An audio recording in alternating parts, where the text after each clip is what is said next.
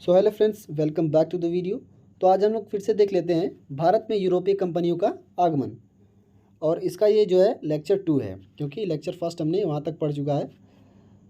और डचों का आगमन यानी डचों का जो भारत में आगमन हुआ था उसके बारे में हमने पढ़ा था लास्ट में। तो आज हमारा टॉपिक है डचों की असफलता के कारण।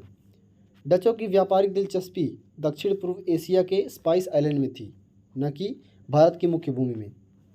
जो डच व्यापारी थे, उनकी जो दिलचस्पी है वो दक्षिण पूर्व एशिया में जो स्पाइस आइलैंड है वहाँ पे थी, न कि भारत की मुख्य भूमि में। वो भारत की मुख्य भूमि से मतलब व्यापार नहीं करना चाहते थे, वो चाहते थे स्पाइस आइलैंड में व्यापार करना। बगैर राजनीतिक सत्ता की स्थापना के व्यापारिक एकाधिकार संभव नहीं था। यानी जो डच थे उनका भारत पे राजनीतिक सत्ता की स्थापना उनकी नहीं हुई थी, जिसके कारण यहाँ पे व्यापारिक एकाधिकार उनका नहीं हो पाया था। कई कंपनियां थीं जो यहाँ पे व्यापार कर रही थीं। डच मुख्य रूप से व्यापारी ही बने रहे। जो डच थे वो मुख्य रूप से व्यापारी ही बने रह गए, क्योंकि उन्होंने राजनीतिक सत्ता की स्थापना नहीं की थी, इसलिए वे भारत में बहुत अधिक दिनों तक टिक नहीं सके। ठीक है। असफलता का दूसरा कारण कंपनी और डच शासन का संबंध था। डच व्यापारिक कंपनी कभी भी स्वतंत्र रूप से कार्य नहीं करती थी, बल्कि इस पर सरकार का सीधा नियंत्रण था। यानी इन्हें जो सरकार कहेगी वो उन्हें मानना पड़ता था। इसलिए वो कंपनी जो थी डचों की जो कंपनियां थीं वो स्वतंत्र रूप से व्यापार नहीं कर पाती थी कहीं भी, क्योंकि उनके ऊपर सरकार का नियंत्रण था। तीसरा कारण ब्रिटिश नौसैनिक शक्ति का डच नौसैनिक शक्ति से अधिक मजबूत होना। जो ब्रिटिश की नेवी थी वो डच की नेवी से अधिक मजबूत थी, जिसके कारण इनका व्यापार अच्छे से नहीं चल पाता था।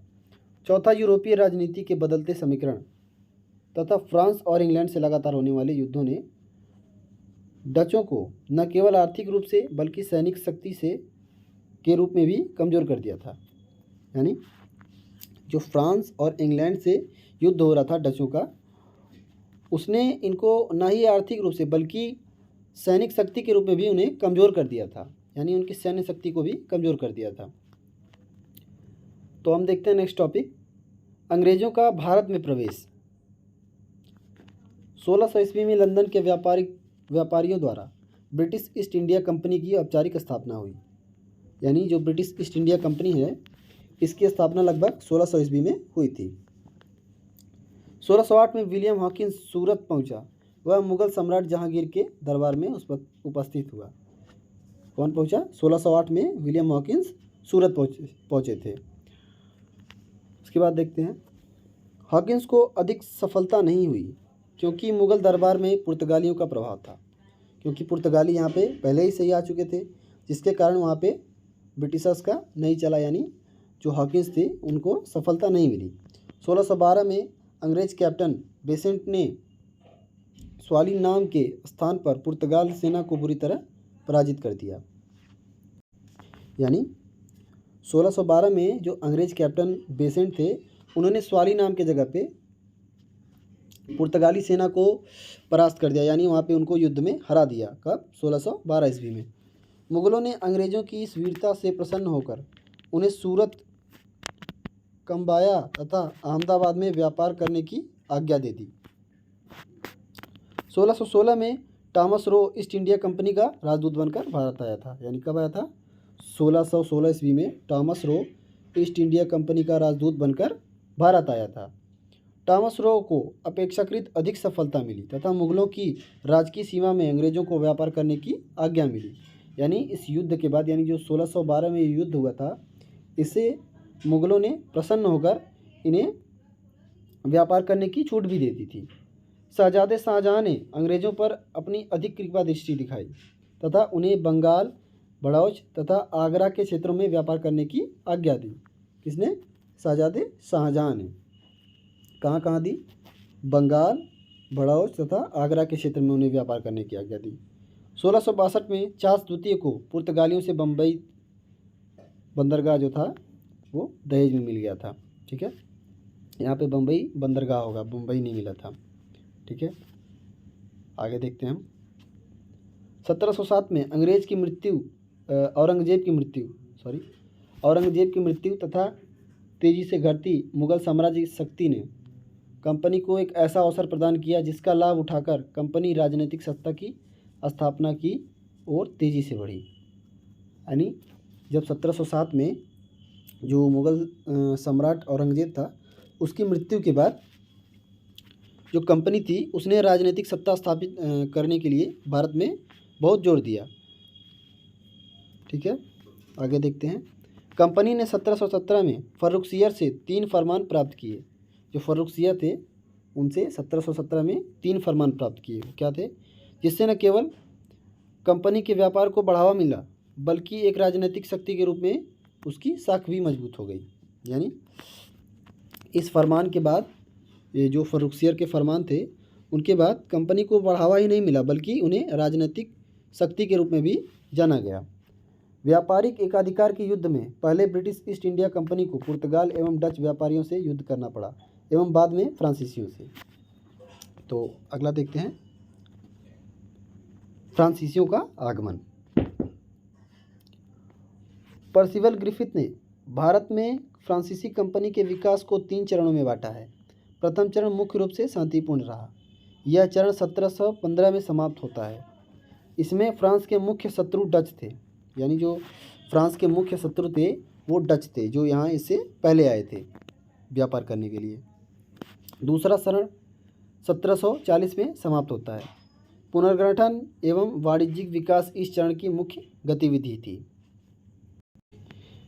यानी जो फ्रांसीसी शक्तियाँ थी 1740 में, उनका जो पुनर्गठन हुआ, उनको जो उनकी व्यापारिक शक्तियाँ थी वो एक साथ मिलकर वाणिज्यिक विकास की ओर भी उन्होंने मुख्य ध्यान दिया। 1667 में सूरत में अपनी प्रथम फैक्ट्री स्थापित करने के 2 वर्ष के अंदर ही फ्रांसीसियों ने मसूलीपट्टनम नहीं होगा, यहाँ में मछलीपट्टनम होगा, में फैक्ट्री स्थापित की। यानी 1667 में ईस्वी में सूरत में फ्रांसीसियों ने एक फैक्ट्री स्थापित की, यानी पहली फैक्ट्री स्थापित की थी।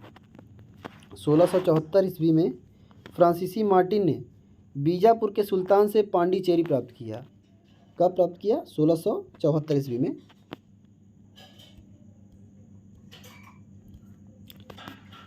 उन्होंने किससे प्राप्त किया?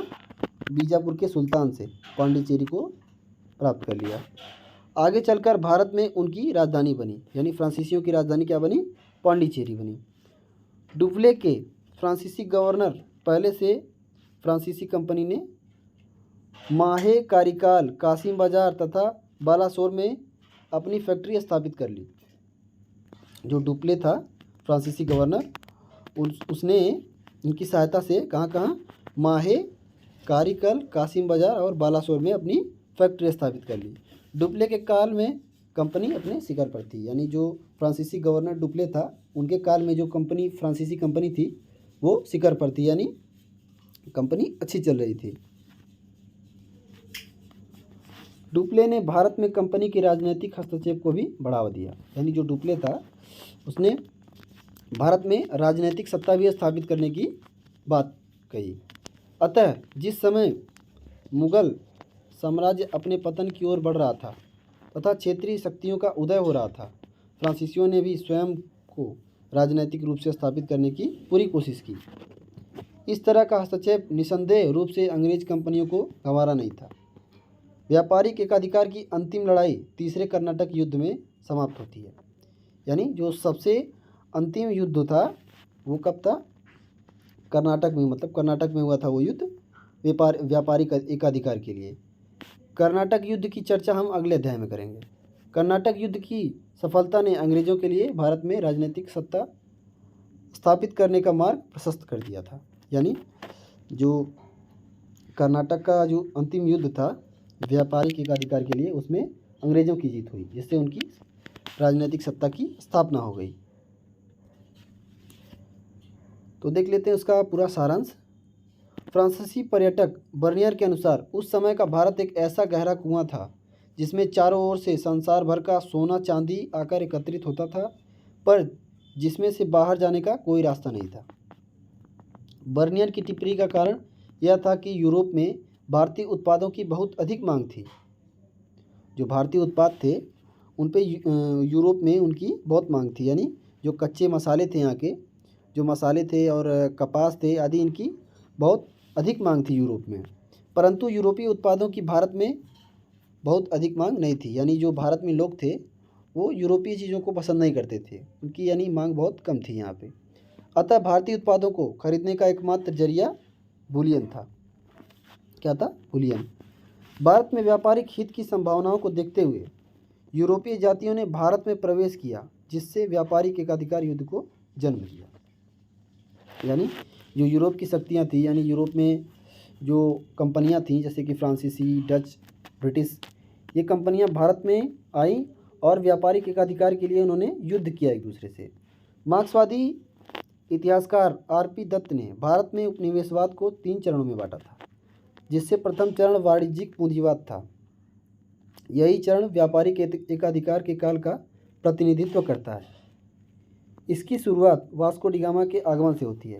यानी जो वाणिज्यिक पूंजीवाद था, यानी वहाँ पे सबसे अधिक धन कमाने के लिए जो कंपनियाँ आई थी उनकी बात हो रही है। यही व्यापारिक एकाधिकार के काल का प्रतिनिधित्व करती है। यानी उनका जो मतलब यहाँ से व्यापार करने के बाद काफ़ी अच्छा फ़ायदा हुआ, जिनके कारण उन्होंने यहाँ पे एकाधिकार करने का प्रतिनिधित्व किया। इसकी शुरुआत वास्को डी गामा के आगमन से होती है। वास्को डी गामा क्योंकि यहाँ पे भारत सबसे पहले आया था और यहाँ से वो मसाले लेकर गया, जिससे उसे मतलब यहाँ से काफ़ी अच्छे मुनाफे में उसे यूरोप में बेचा। प्रत्येक यूरोपीय जाति भारतीय व्यापार पर एकाधिकार कर अधिक मुनाफा कमाना चाहती थी।